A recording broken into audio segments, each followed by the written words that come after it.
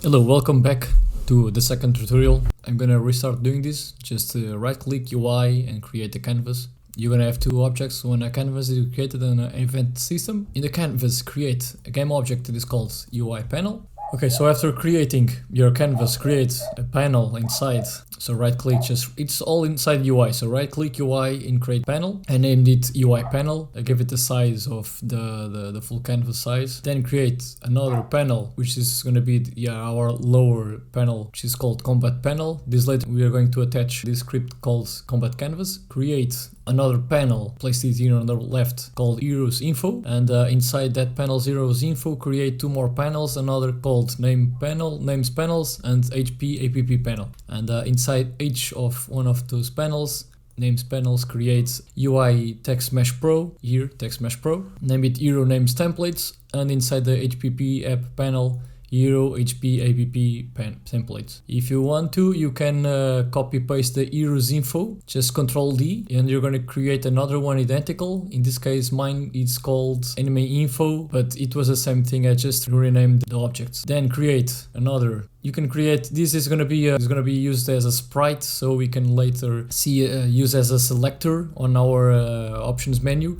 But you don't need to do it right now. Just create another panel and place it in the middle. I placed it here in the middle of these two, and inside I created another panel, and inside that panel I created three components of text UI text mesh pro, and I gave it the name of a text special and item. You don't need everything like this. You can set up the UI however you like to. Your design is up to you. This is just a prototype, so you can later know where are your stuff in screen, but you can change. You can do whatever type of canvas that you want to do.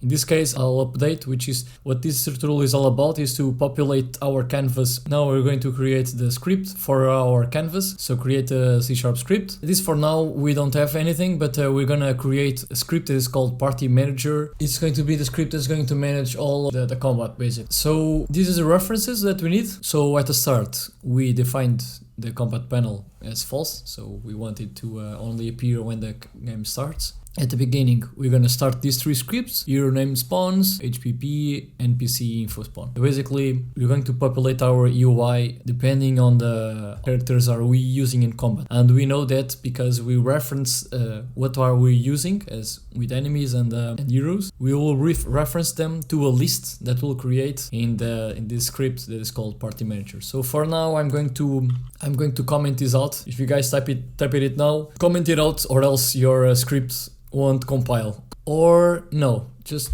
do it like that and copy this, and after that we'll start doing that script. So basically what's going on here, it's after we got the reference from our hero template, we set our hero template to true. It is already on true, but even though if we set it on false for some reason, we set it on true as well, so we can check it out. So for each warrior in the party manager warrior list that we're going to do, we just going to instantiate a text mesh pro, and we're gonna give it information. So for the warrior names, the warrior HP, and then for the NPC info as well. We have this function to destroy all of the UI components that we used and at the end of the match that we don't need to use anymore. Now I'm going to create another folder and then I'm going to call party manager, and we're going to create two scripts, one called warrior, and another one called enemy. So basically we are going to create two classes that are going to hold information about our characters in the list. So this is the class that we're going to create for the warrior, that we're going to save the information on a list later on. The name, level, experience, HP, APP, is playing at warrior tag, warrior ID. So this is the class that we're going to use for the warrior. I'm using classes so we can store them in the list, and in the list that we are going to store in the party manager that we're going to see later on, we're going to store all of the warriors that we are currently using in combat, and as well as the NPC characters. So this is the class for the warrior, and this is the class for the enemy. And I forgot to tell that warrior here as well do not have a mono behavior. It's just a class. Now we're going to create another script called party manager.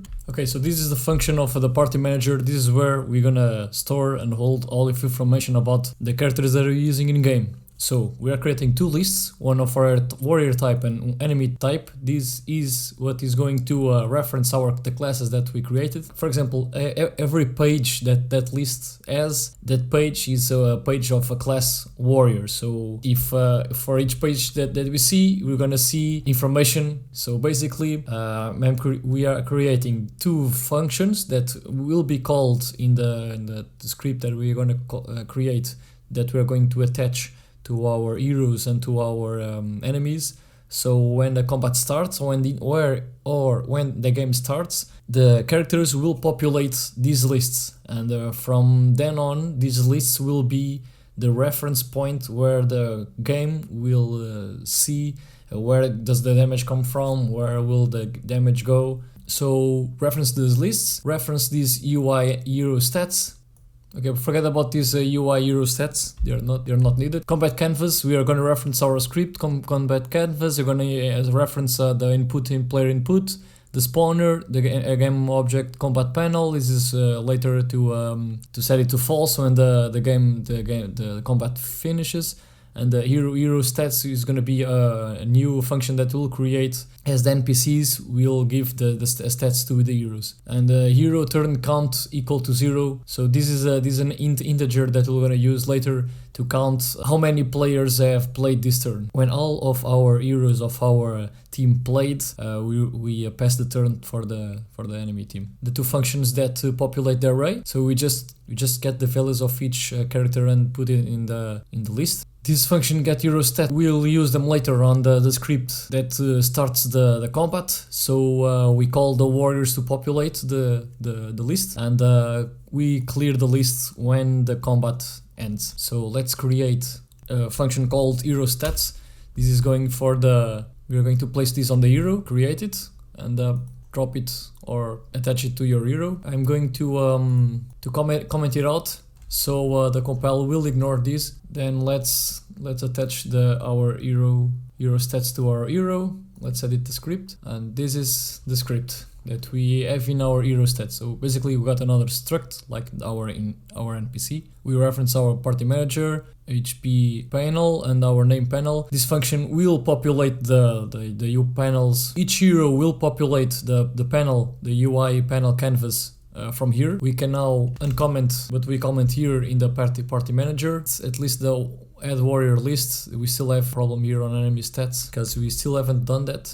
I'm gonna comment it. So we start by calling the party manager the function to add warrior to the list. We're gonna create a function to receive damage. So basically, it checks out if the damage is still greater than 0. If it is not, it sets this game object to going to be active to false, and we're going to update our UI. And if you got, when we are using, because we are using a component text match, I put the mouse on the error. It says show potential errors, Alt Enter, and just press on wherever it says using text mesh pro. And I'll need to update automatically. We need to create these add enemy to combat lists on our enemy stats. Let's go to our enemy template that we've created in our first script, and we're going to add a reference to our party manager, a reference to our NPC object to create enemy state, a reference to the two UI components. We say in the awake as well the same thing. In awake we reference the party manager here in the awake. We're not going to reference the party manager in the inspector, because this game object is it's a prefab, and in prefab you don't hold references in inspectors, so you need to reference them here in code. So later I'm going to put the tag on party manager as party manager, so that this script knows that the reference to this party manager, it's in a game object that have a tag of party manager, and we want a component party manager. At the start we define as well the name panels and the HP panels for the enemies. We got a function as well to take damage. The update to UI as well, we need to insert text mesh pro and send combat party manager, add combat to combat list. Probably you got an error.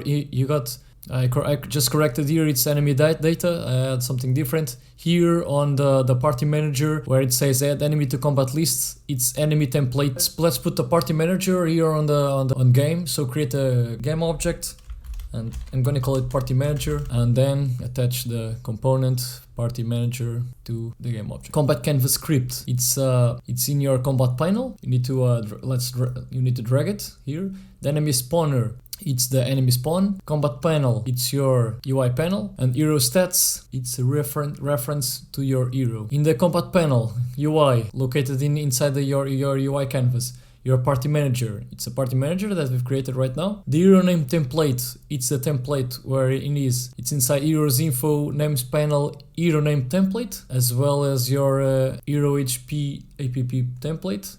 The NPC, it's the NPC name template, your NPC HP template. Then you got the combat panel as well. It's a combat panel. The second children in your canvas. And now in your hero, because in our hero stats, party manager as well. We need to set the reference seat there in the inspector. HP app panel, the same. It's the same in the canvas. So HP app panel and the hero name panel. And there's a bool here that I've created. If this is your main hero character, this is later on if you want to test out, depending on type of game that you want to use. If you want heroes to spawn after the combat starts, or some games like in Chrono Trigger, you got your secondary characters following you, and you want to define your first as a main hero so that in code you want to play with it. You have this option. I'm gonna clear this error that I got here, and we need to correct your enemy template. So come to assets, where you saved your enemy template, or if you lost it, and if you already got it in your spawn, you can check it out just by double clicking here on your enemy templates.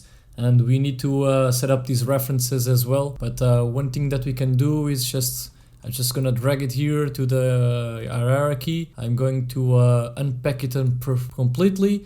I'm going to remove this, delete this asset, this enemy template asset. I'm going to set up the references here. So party manager as well, enemy state.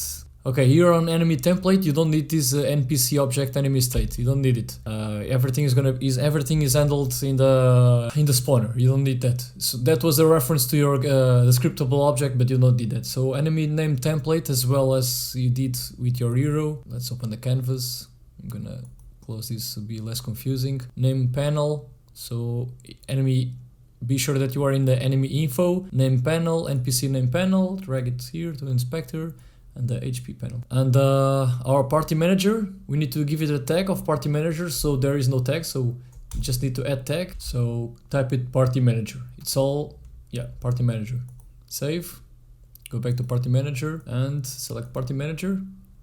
So it has a tag now. Now you're in your UI, enemy info, and your name panel. We're gonna create another tag that is called enemy names panel, and another one that is called enemy HP panel. So come back to name panel, enemy name panel, and in your HP panel of your enemy info, enemy HP panel.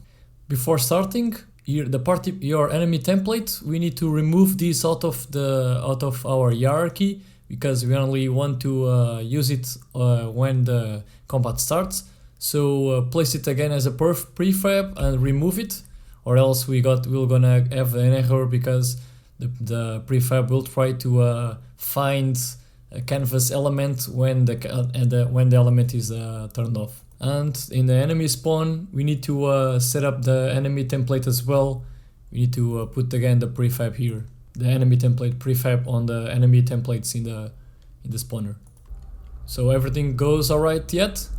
If we check out, we got here on my spawned NPC, I'm calling it by an incremental order number. We can check out that the enemy data of the NPC is right here on the struct that we've created.